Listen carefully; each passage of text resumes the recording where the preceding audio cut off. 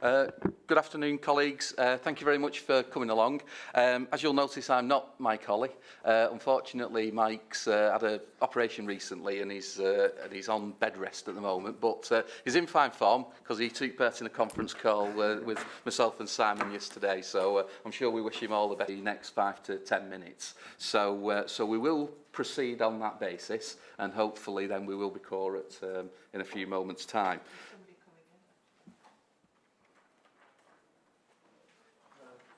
Right, okay. So just a point of housekeeping, if the fire alarm does go off, it's for real, so please follow the fire exits and make your way outside.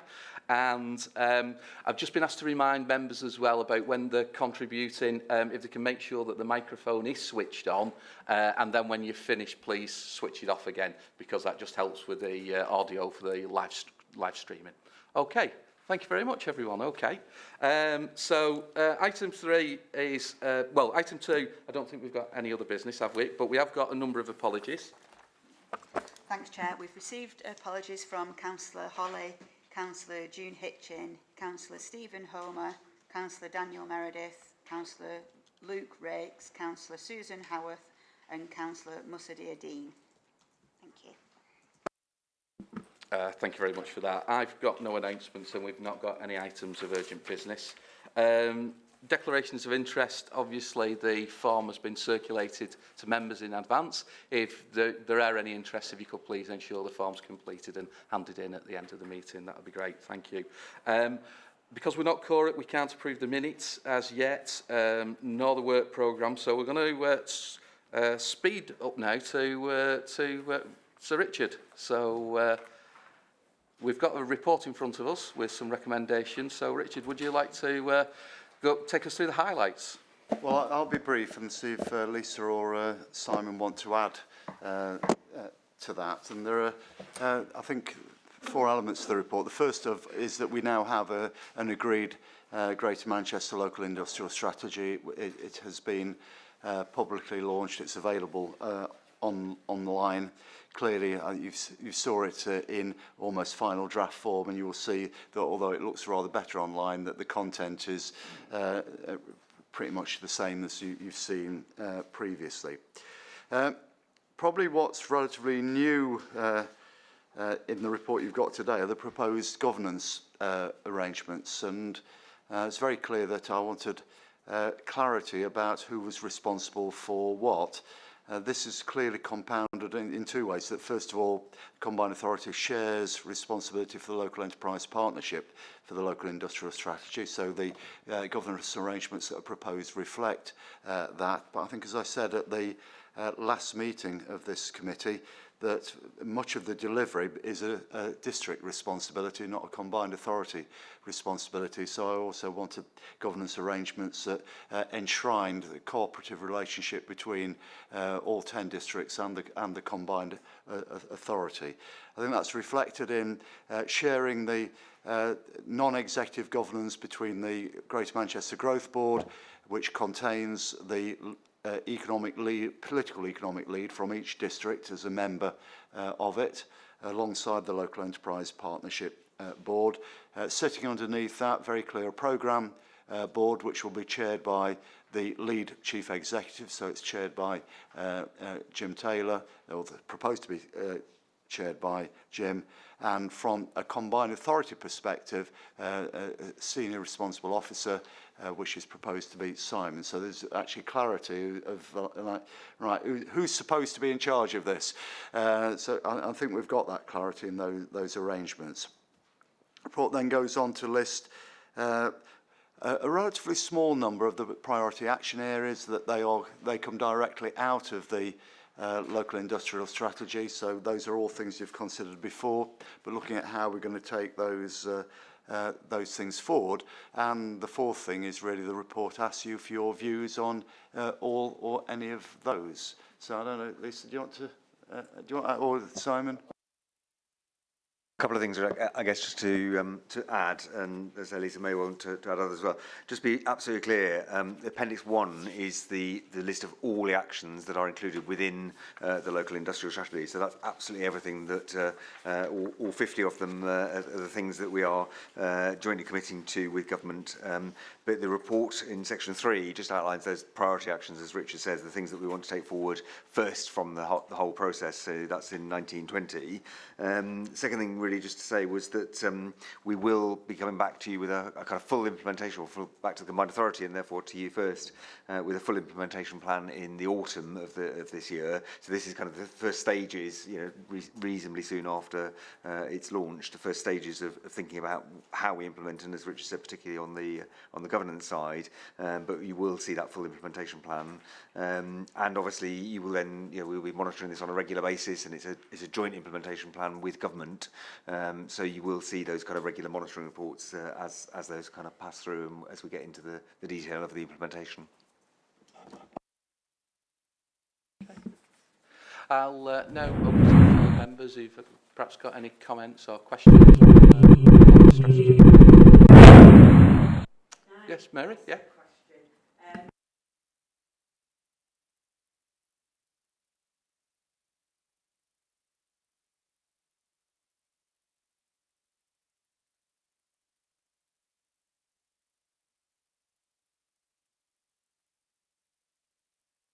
We can be carrying out the evaluation as it's ongoing.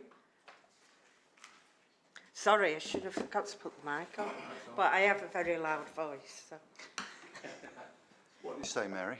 It's about the it's about the overarching process evaluation. Thanks, Mary. Could you have a microphone on? Right. So, Go on, sorry. so we are starting the planning on that overarching evaluation now locally. So we'll be developing those plans as we develop the overarching implementation plan in the next couple of months. So we can come back to you on that in the autumn. Sorry, can I say that associated with the implementation plan, I would expect to see a suite of indicators not reported every week, but part of reporting to the growth board.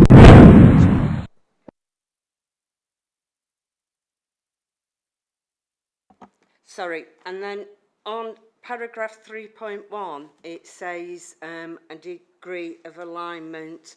What's the alignment with? Maybe I missed it, but, you know, sorry.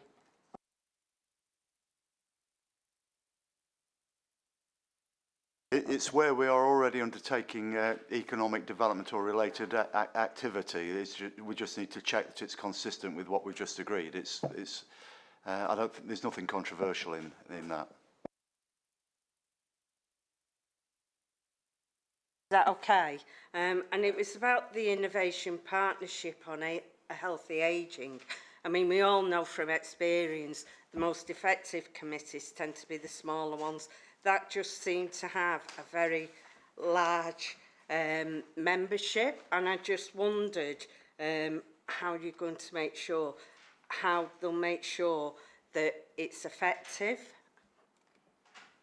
It's the Innovation Partnership on Healthy Ageing.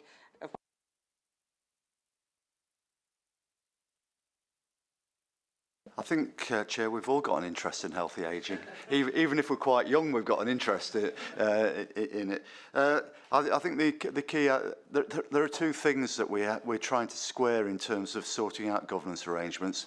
One is those aspects that are participative and inclusive, which do not tend to lead to focused decision making, those things that require focused decision making. And clearly, what's missing, really, when we get into the bit on the priority actions, is what executive arrangements sit under those bodies in order to ensure effective delivery.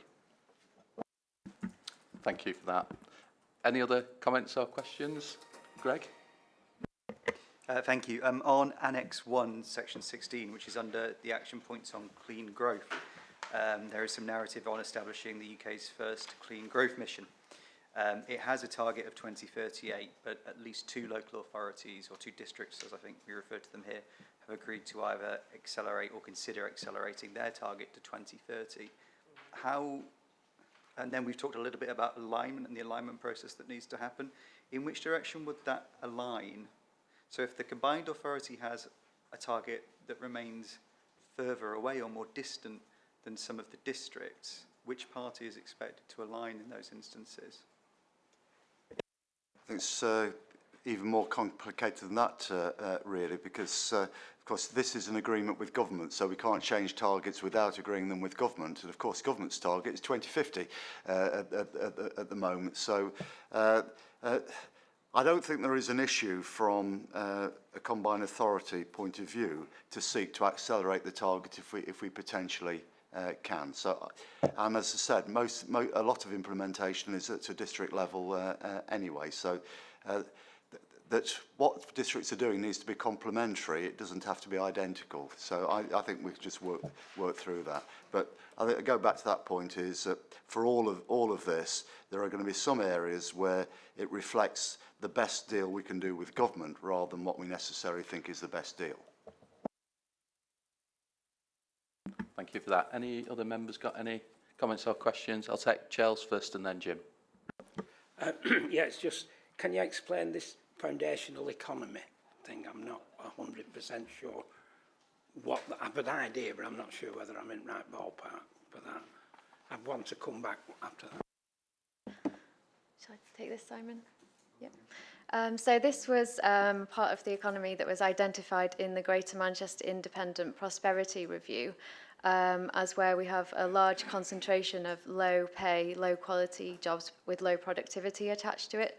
So in Greater Manchester at the moment, that part of our economy covers the retail sector, hospitality and tourism and social care. And so the local industrial strategy recognises that there are actions that we need to take to start to improve the quality and pay of jobs in those sectors. So one of those actions would be something called the tourism sector deal that Greater Manchester has been developing with government that is looking at actions that can happen in that sector to change jobs and their quality and pay. You said it a lot better than I'd have done, but it's roughly what I was thinking. And it's the future-proofing of a lot of those traditional manufacturing outlets that we've got across the districts. Thanks for that. Okay, thanks, Charles. Greg, is your point a follow-up to that, or is it a separate one? Separate one. Okay, I'll go to Jim and then I'll come back to you. Okay. On 33, Chair, the full rollout of fibre coverage, which I think is a very good idea by 2033 and 5G technology 2028. Huawei is very much involved in this, as we know, and I just wondered if that's all clear now with central government, and if it doesn't happen, who's going to take the blame? Is it central government or ourselves in terms of delivery? Who wants to answer that one? Well, I can't answer for government. I'm not going to do that, but I do know that well, Vodafone have already switched on their 5G network in the city, so this is happening now. It's you know, as we have spoken. Thank you, Richard. Do you want to come back on that? Only specifically to add on the full fibre.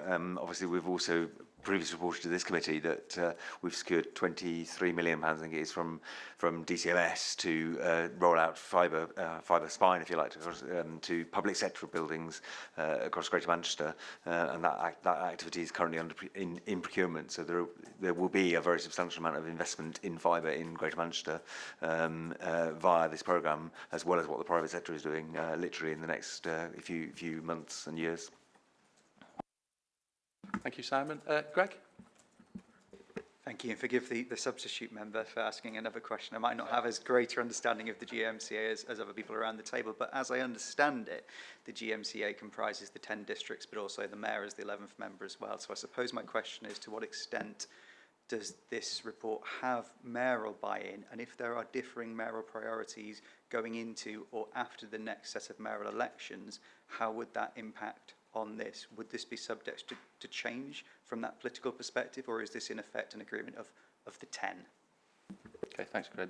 Richard, do you want to pick that one up? No, it's most definitely a report of the 11. The mayor is, well, clearly is one of the signatories to the Greater Manchester Local Industrial Strategy, but actually this is an area of policy where if we chose to, that as long as there is a 2/3 majority, the CA can vote for it on a 2/3 majority, because it's relatively straightforward from that point of view. Clearly, if the bizarre should happen and next May we do get a different mayor, then a new mayor might want to seek to change it, but could only change it with the consent of the combined authority. Thank you, Richard, for that explanation on that. Thank you. Any other comments or questions from members? Jim? Thank you. I'm new to this committee, so you will pardon my lack of knowledge on this, please. Item 37, it's about increasing the drive for R&D and so on, which we should welcome, of course. But I'm interested in this development of a cooperative intellectual property bank. Can somebody explain exactly what it is and who's driving it and how it's being funded and so on? Thank you. Thank you. So this was an idea that was developed during the development of the local industrial strategy. It's currently in sort of embryo form, so the funding for that hasn't been identified yet. But the basic principle behind it would be that large companies that had intellectual property that they weren't exploiting because of their business strategy or for other reasons could make that available to smaller companies or innovators to tackle certain problems or to commercialize it to enable them to access that property. So it would be a sort of knowledge sharing bank, as it were, as opposed to a financial bank. So worth adding that, and this is a long-term strategy, that is not a year one, not proposed as a year one priority. I would just if I might press on that, please. So it's who owns it, and if they're sharing it with smaller companies in order to get them off the ground, so how is the charging system operated and so on? And if smaller companies can't afford it, who would support them to start up, for example? So that is still to be determined, but it could be licensed, for example. That would be one way of doing it that would be lower cost. So the bank would also potentially come with a sort of development function as well, so that the larger companies could offer support to the smaller companies around their research and development capacity and things like that. But as I say, it's very much at proposal form at the moment, and it's a proposal that we would seek to firm up over the coming years. Thank you, Chair. If I might press, I think the idea is attractive, and so it's not critical at all. But would there be any public investment in this, for example? And if there is public investment, would there be any kickback to the public purse in terms of profits that might come from it later on? That is still to be determined, but that is a very interesting idea, and we will take that away. Note that, though, the investment strategy that the Combined Authority has adopted for the various growth funds that are under our control, which are quite substantial, the strategy is to align the investment of those funds with the local industrial strategy. Okay, thank you for that. Any other comments or questions from members? Okay, one of the things that we're asked to do in the recommendations that's set out on the front page is to give a view of which of the priority actions within our remit we'd like to consider in more detail during the year. And I know from conversations that I've had with Mike Holly, the two that we both picked up and agreed on was the post-16 skills and the management and leadership skills as well, which we felt obviously form part of this committee and we'd like to look at more during the course of the year. So are members in agreement with that? Okay.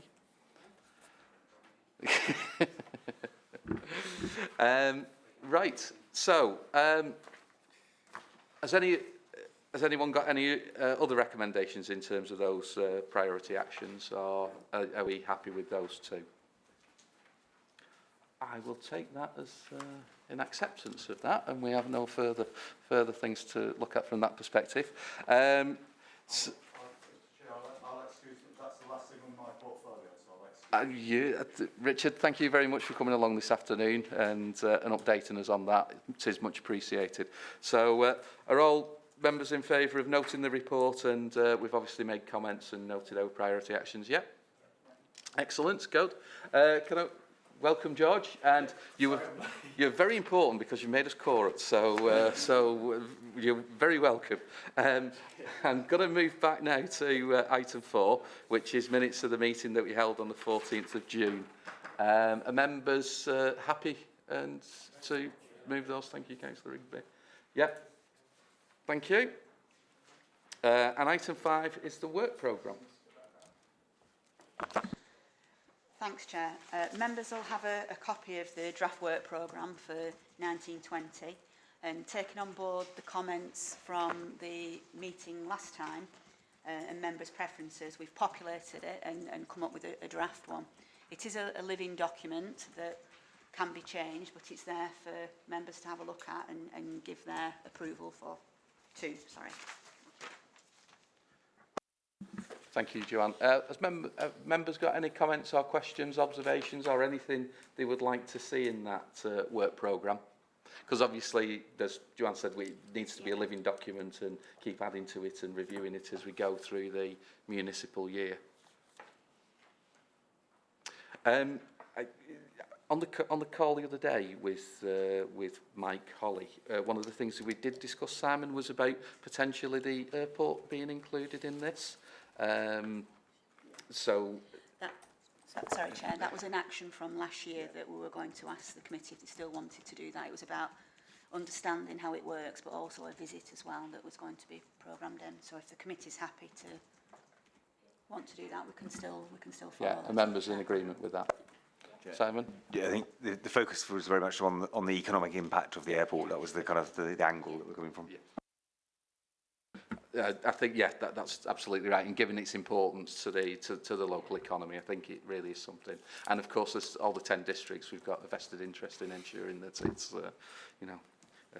delivering for everybody. Shall we put it like that? Right, okay, thank you very much for that. Okay, we move on to item 7, which is the Skills and Investment Report. And welcome, Sean. So I'll hand over you now to take us through the report and highlight anything you want to draw attention to. Thank you very much, Chair. For those of you that weren't here last year, I've appeared a few times before the committee with its previous membership. I'm Councillor Sean Fielding. I'm the leader of Oldham Council. This is my second year as Portfolio Lead for Education Skills and Apprenticeships, and it's great to be here this afternoon. So this report is about an investment in skills, which builds on the sector approach for investment that was agreed back in October 2018. And this supports the local industrial strategy focus on skills as a driver for growth, particularly at the higher technical level.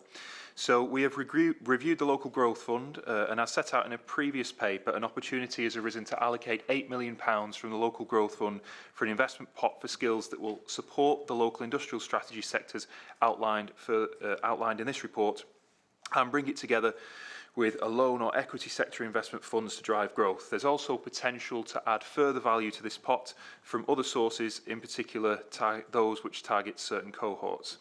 So, as we move through the paper, the background to this is that we are building on the independent prosperity review through the local industrial strategy in our partnership with the Department for Education and the Department for Work and Pensions. We have agreed to undertake a 9-month review of how the various parts of the work and skills system join up. We've recognised that there's a limited amount of public investment for the higher level skills that have been identified as being required to drive growth here, and that is why we are reallocating this £8 million of local growth funding. We're proposing that this is going to be used to tackle technical skills gaps, because that is where employers in the city region report that there are most difficulties in filling those gaps. And so the sectors of interest, as outlined under Section 3, are health and care innovation, advanced materials manufacturing, digital, creative and media, TV, film and drama, and clean growth. All of these sectors are underpinned by STEM, science, technology, engineering, mathematics, and there is an importance in developing the higher level technical skills to benefit current and future STEM industries, as well as the key growth sectors outlined above. So too many employers tell us, as I've said, that they cannot find the skills, yet here in GM we're in a great position where all of our FE providers are either rated good or outstanding. But much of the mismatch has been down to how the system is set up nationally. It's not fair to say that the system doesn't work well for many, because it does, and it's untrue to say that there are skills gaps in any area, but it is our job to use devolution and the flexibility that that allows us to meet the gaps where they do present themselves. So the fund aims to support targeted training for specific roles, in particular level 4 and 5 technical skills as set out as being required in the local industrial strategy. And we're also keen to focus on the groups who experience barriers to employment and also ensure that there are strong pathways developed so that people can progress within their careers. Finally, I think I just want to add that if successful, this targeted approach to skills gaps will be used to roll out to other sectors via future funding sources, as I referred to earlier on in the report, and also the UK Shared Prosperity Fund. The key features are set out under 6.1, and I don't think that I need to say any more than that because it's a very short report and I'm sure you've all had the opportunity to read it. Thank you, Chair. Thank you very much, Sean, for taking us through that. Have members got any comments or questions on the report that's in front of us? Mary? You talked about the pilot, but obviously we all know technical innovation is just ongoing. It's about future sustainability of keeping, you know, our offer in terms of skills training and getting employers to actually buy into it. My experience has been employers don't like spending money on things like training. So how will you do that following this pilot, if the pilot's successful? All right, I will leap to the defence of employers here in GM to a certain extent, though I do acknowledge the point that you're making. I think that here in GM we have quite a unique relationship with employers and their representative organisations because we've established the Employment and Skills Advisory Panel, which has training providers, it has the Department for Work and Pensions and Department for Education sat around the table who are very keen to see us flex the system here in GM in a way that we can't do in other parts of the country. And the extent to which we have buy-in for from training providers, from government and from employers means that we're in a very strong position to encourage them to offer the kind of training that people will need to reskill. It's widely acknowledged throughout all the people around that table and beyond, the people that they represent, that the nature of the employment market is changing very much. You know, nobody has a job for life anymore in the way that they did a long time ago. And so you might do 10 years in one profession, get to your mid-30s and then have to retrain and do something else. Again, you might do that for 10 years and get to your mid-40s and have to retrain and do something completely different. And there is an acknowledgement of that around the table. So I suppose it's about the relationships that we have in Greater Manchester that allow us to do what you've challenged me to do there in your question. I don't know if Simon wants to add anything else to that. Just to pick up, obviously £8 million is a great start, and it's, you know, money that's focused on sectors that we perhaps haven't been able to have before. I think that we do want to learn the lessons from the pilot, and one of the things we're desperately trying to do is to attract employer investment alongside the public money that's going into this. If it's successful, one of the things we would look to do is to use the new UK Shared Prosperity Fund, which is the replacement for European funds, when that's launched, to actually then effectively roll the approach wider. And obviously that has, well, if we get the sorts of levels of funding that we've got through EU funding, certainly over the last 6 years on kind of money for training, we've had about £160 million. So that would be a way in which we'd look to drive this pilot into being mainstreamed if indeed it is successful. Thank you, Mary. Jim? Yeah. We hear a lot about employers not being able to find people with the skills they require, and that's mentioned in the report, and rightly so. I just wondered if you've done some deep analysis to find out exactly the extent of those skills gaps, where they are and how you're going to deal with it, because it's easy to say there's a skills gap, but where exactly are they and how are you pinpointing the solution to it, because I can't see that here.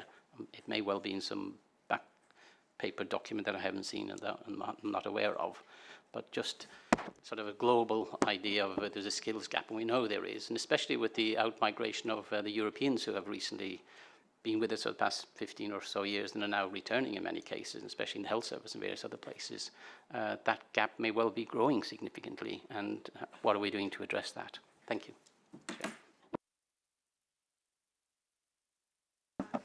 Thanks, Rod.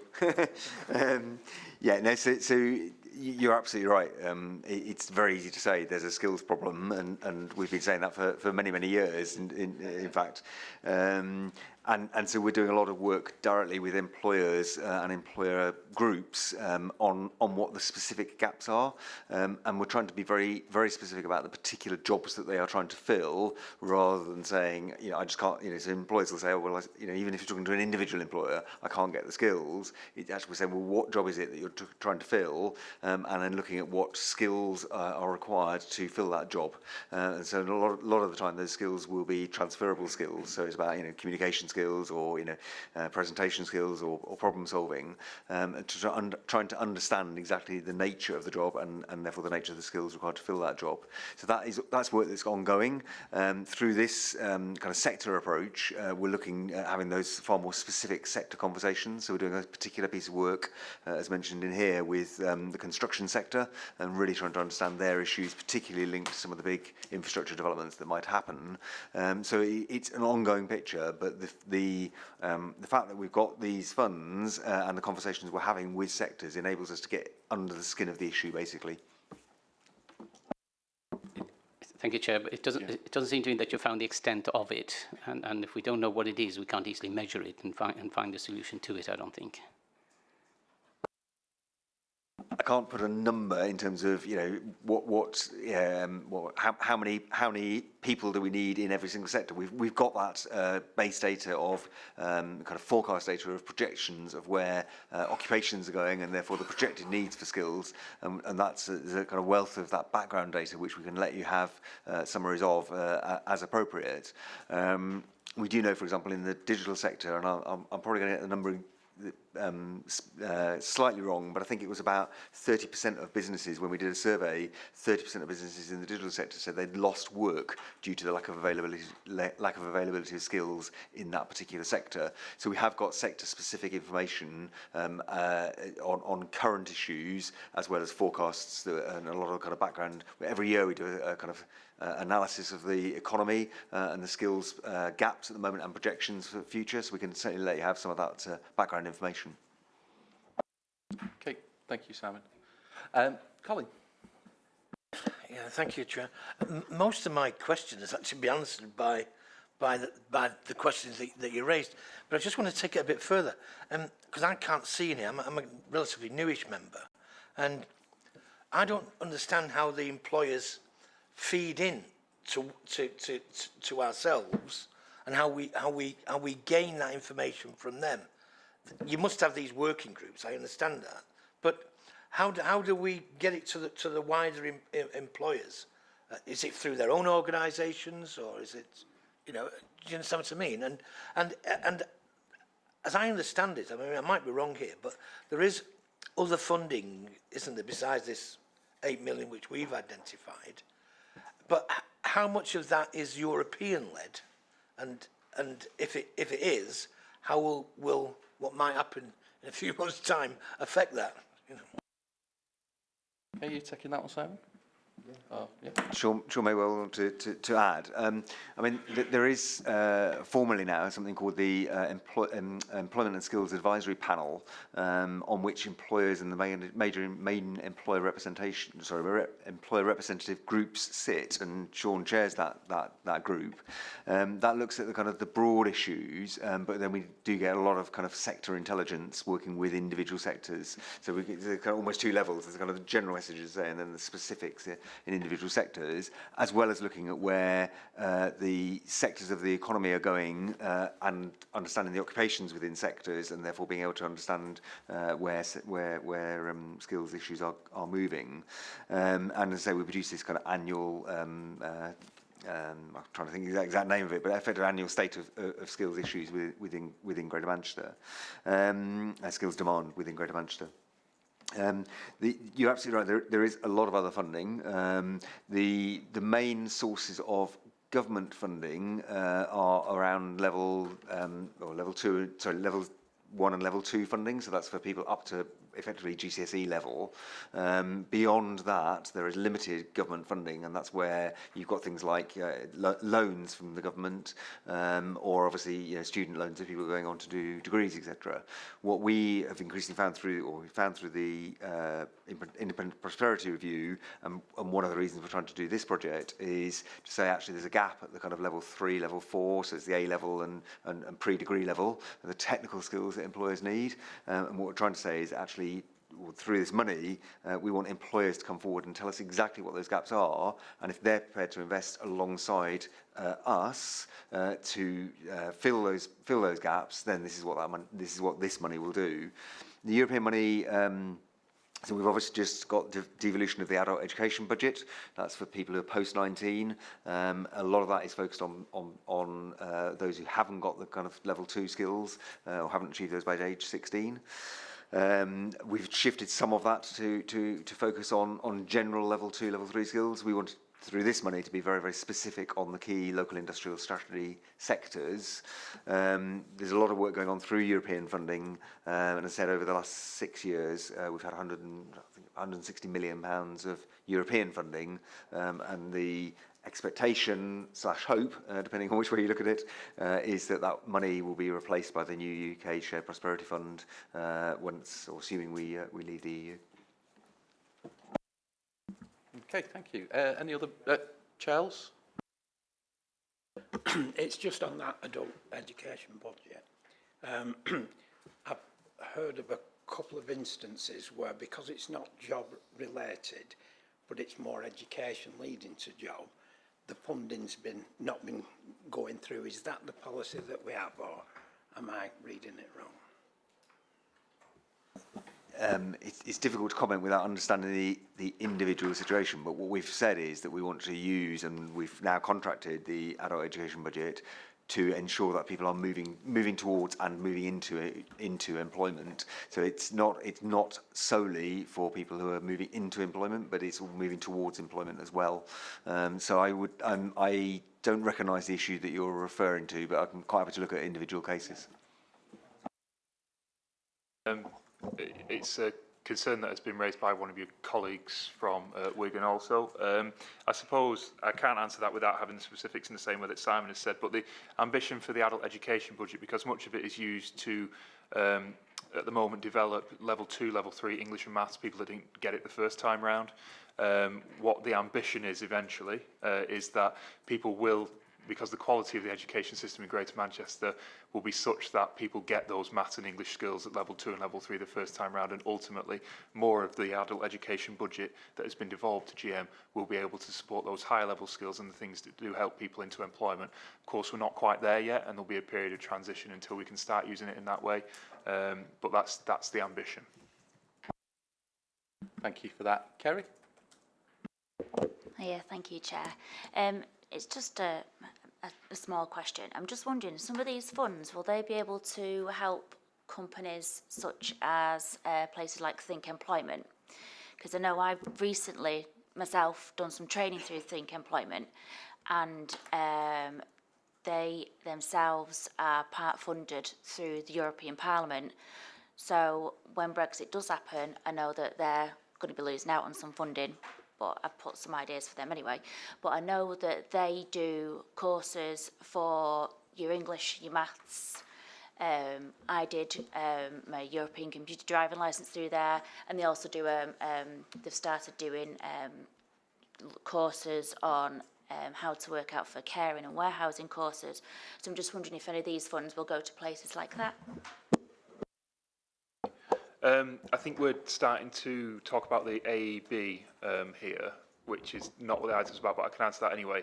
The AEB is subject to a tendering process, and there are services that we wish to commission from that. If Think Employment is a provider that could provide something that we're tendering for, then they can make a bid, and they are either successful or they're not, I suppose, the answer to that. But with respect to the £8 million that we're talking about in this report, this is sector specific for the things to support the local industrial strategy. So I think that's probably a separate issue. Don't know if you want to say anything, Simon. Or... Really just to add that on this 8 million, we are looking for employers to come together with training providers for the specific gaps they've got. So we would expect, and we're doing through the monies that we've previously talked about here, we're doing a kind of pilot of this over the summer period, but that we would expect that an employer would identify a problem that they had and say, actually, I'm looking to work with this training provider to fill that particular vacancy. So it may well be that some of the so I think employment and other organisations like that would effectively become a partner with an employer, but this money would be routed through employers effectively working with training providers. Thank you, Simon. Jim? Okay, George? Got my laptop in the way. Yeah, so I'm just interested in 4.4, where it talks about sort of the barriers to employment. I'm just sort of wondering what those are that you've identified and kind of what your kind of key things, whether that's geographical boundaries, whether that's kind of, or what the kind of barriers that there are to employment and what your kind of plans are to deal with them.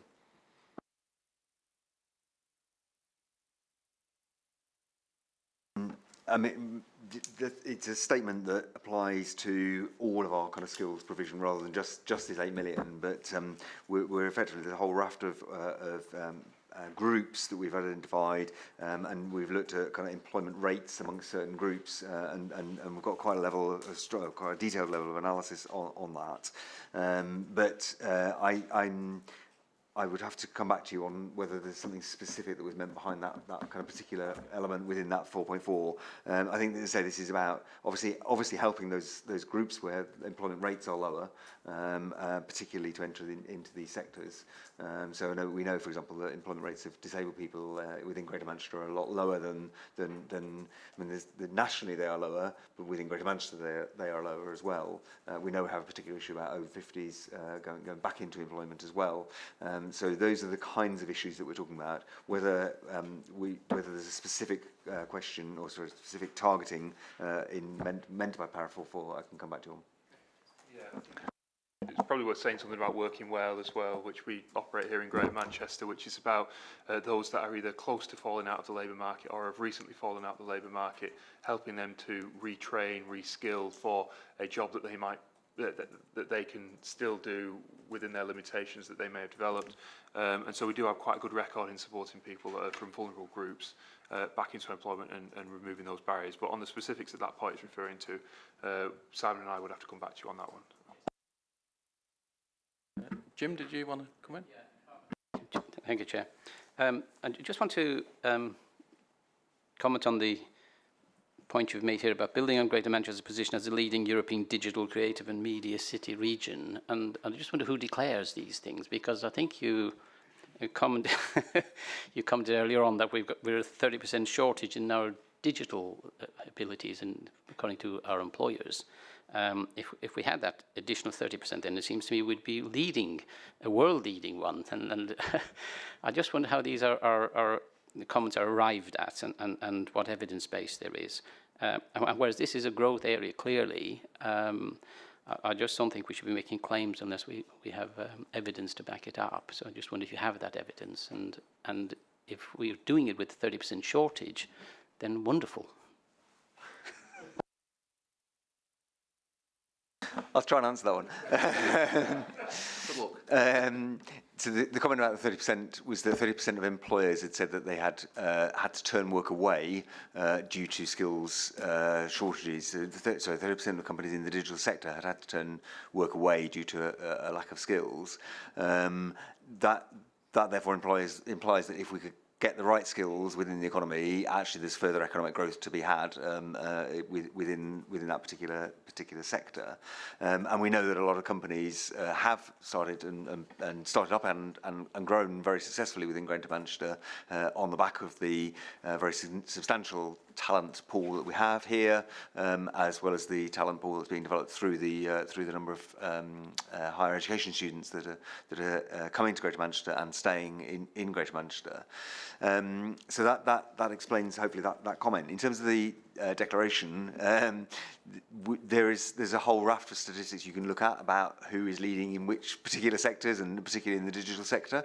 But on a range of different measures, Greater Manchester is the leading city region outside of London on the digital, or in the digital space.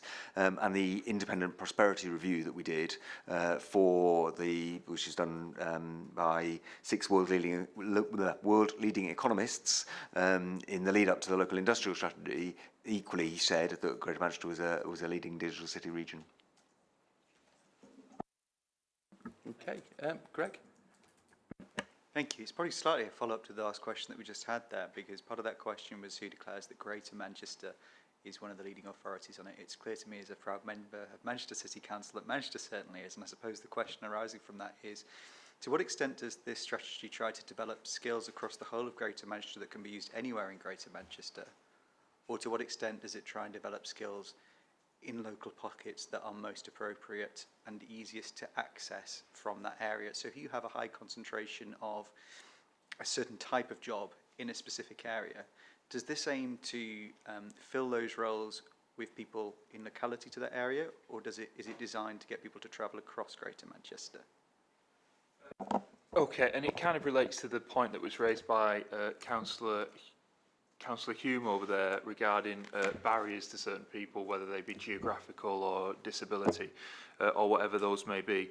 But this strategy it's a city region-wide strategy, and if the jobs are located at Salford Quays, using that as an example for creative media, then it's not about providing skills for the people that live in the immediate area around Salford Quays. This is a city region-wide strategy, acknowledging that people will travel for good wages. If you can give people the right skills, they are prepared to travel to access jobs anywhere in the city region. And we do anticipate that some of these different sectors of growth will be in different parts of the city region, so it's not all concentrated within Manchester city centre or the Manchester City Council area. We know that there is an ambition for advanced materials manufacturing on the M62 corridor, which passes through Myborough in Oldham, Rochdale and Bury. We know that there are major ambitions around the growth of health and care innovation, particularly in Bolton, with some of the investments that are also aligned to this around the skills capital funding on expanding the university campus and the FE college there. So this is very much a city region-wide strategy. It's not about simply fueling where there is existing pockets of growth in the city centre. Yeah, thank you. I suppose just to quickly follow up on that, are there any of the 10 districts that do not stand to be serviced as well as any of the other districts through this? So you've talked about, I think you mentioned probably 6 or 7 different districts there that definitely stand to benefit from it, and that's a fantastic thing. But when we're planning these things, we also have to look at anybody that might get left behind at the same time. We've talked about some of the modern kind of jobs that need to be filled. Are there any of the 10 districts that, because they don't have as many of those modern kind of jobs, and because, although you're absolutely right, people will travel for good wages, but not everybody will travel for good wages, are there any pockets or districts that do stand to get left a little bit behind? And if there are, how do we make sure that we keep those on the radar in designing out the service and monitoring the service so that prosperity is shared across the city region, not just in the regional centre or boroughs that have proximity to the regional centre? Okay, well, this investment will run in parallel with the other strategies and things that are in place across Greater Manchester, such as the Plan for Homes, Jobs and the Environment, which allocates employment land right across the city region in an attempt to rebalance growth, particularly between the north and the south.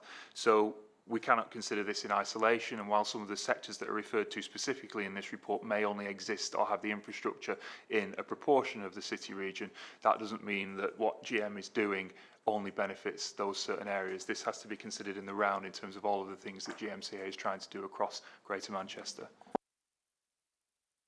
I mean, just to add to that, I think obviously this is focused on this particular, and it is only £8 million, and as I say, the adult education budget is £92 million, and the European money is £160 million. So there's other monies, and obviously very substantial amounts of money from central government in some of these spaces as well. So it is, as Sean says, we have to look at it in the round.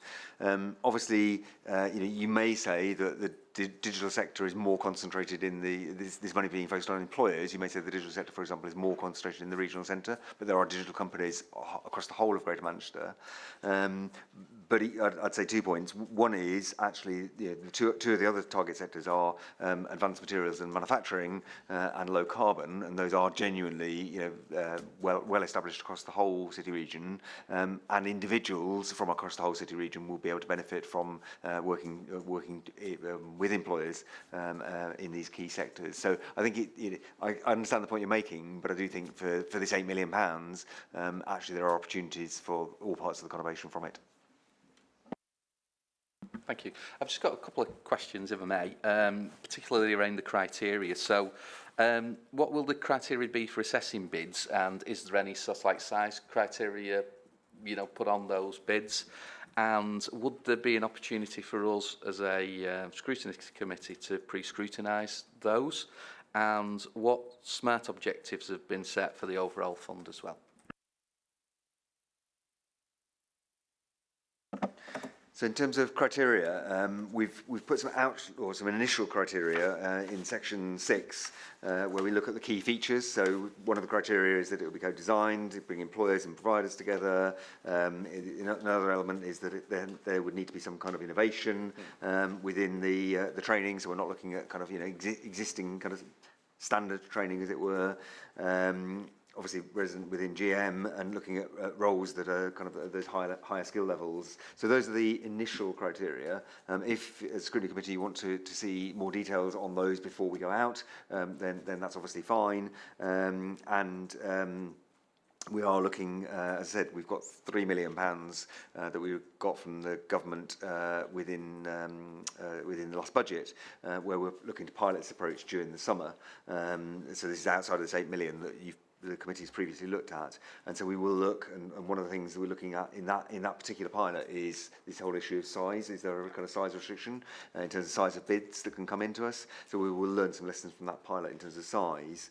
In terms of smart objectives, the smart objectives are effectively about, can we use this £8 million to ensure that more employers are getting access to or more employers are able to fill the vacancies that they have with the skills that they need to drive productivity and to implement the industrial strategy. Okay, thanks for that, Simon. Can I thank members for the contributions on that? I think that's been most helpful. And I think we're asked to agree the proposed programme and priorities identified for an investment pot of skills to go to the GMCA in July 2019. All in favour of that? Yep. Simon? Could I just on your point about the criteria, it would be really helpful, but obviously entirely up to you, but it would be really helpful if we could agree that we kind of maybe circulated those criteria via email as they're developed. So I mean, it won't be till the autumn, but rather than necessarily coming back to a meeting, if we could circulate it through email and get your comments on the more details, that would be useful. I think that would be, are all members in favour of that? I think that's a sensible way to proceed. Thank you, Simon. Okay. Moving on to items for information, we've got item 8, which is a local growth fund, round 3, Christabel Pankhurst Institute for Research in Health Technology Innovation. Simon, do you want to just give some explanation as to this and why it's here? Yes, I will. Thanks, Chair. This is a slightly strange one to come to scrutiny and very clearly put within the for information section of scrutiny. We, through arrangements with government, we have this thing called the Local Growth Fund, which in total is about £450 million, I think it is, that it's been running for 4 or 5 years now, and it's used to fund, primarily used to fund transport schemes, the skills capital programme that we've been running for several years now in terms of investing in our skills providers, particularly our colleges and private providers, to make sure they've got the right capital facilities available, and then some other economic development projects. And I say the vast majority is on those first two, and with a small amount on other economic development projects. Some time back, there were a number of applications against those projects, and those were all considered by scrutiny. In fact, some of them were pre-combined authority, actually formally existing, or combined authority scrutiny arrangements existing in this way. And those applications were dealt with. One of those was this application for the Pankhurst Institute, and that was actually formally approved by the Combined Authority back in February 2017, and the power delegated to the Treasurer to finalise the arrangements with the university. For a whole raft of reasons, the university, the plans for the Institute changed slightly, not in terms of what they were trying to do, but in terms of how they were going to do it. And therefore, this is now only coming back. The application is still valid as per the decision in February 17, but it will be coming back to the Combined Authority for a formal decision to discharge those conditions, as it were, that were put on it back in February 17 through the July meeting. And therefore, what I wanted to do is just bring this to you here for information, so that you didn't kind of see it on the Combined Authority agenda and think, well, why haven't we looked at that? So this is a kind of effectively the full details on an application that's been in the system for a couple of years, but conscious that given that scrutiny, in fact I don't think scrutiny existed, or CA scrutiny existed in this way at that point, I just wanted to bring it here so you were fully cited on it. I'm more than happy to cover any of the details about the actual scheme itself, but that's hopefully useful background. Thank you, Simon. Have members got any comments or questions for Simon on that report? Are we happy to... Oh, Jim. Sorry, just a small one, Chair. Thank you. On 2.6, it says, based on a conservative assumptions, the project delivers a public value return of investment of 2.5 to 1 over a 20-year period. How are you going to measure that over that period of time?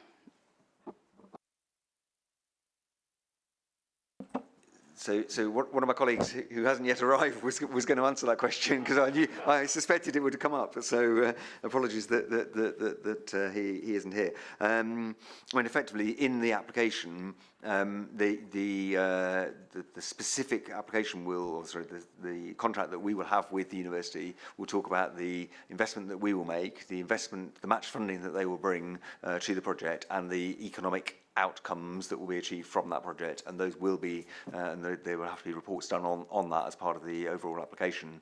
So that's the kind of general principle of how we will deal with it. Specifically how he intends to measure that, I'm not entirely sure, so we'll have to, given he's not here, we'll have to come back to you on that one. Okay. Thank you, Simon. Any other comments or questions? No? Okay, thank you. We will note that report, Simon.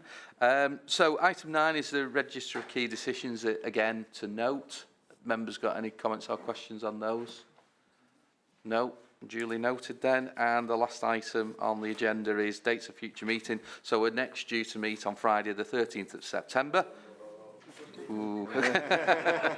For those of you who are superstitious, from 2 till 4. That concludes the meeting. Can I thank all the officers, everyone that's presented today, but of course members for coming along, especially those who've stepped into the breach and eventually made us quorum. So thank you very much. Have a safe journey home and have a good weekend. Thank you.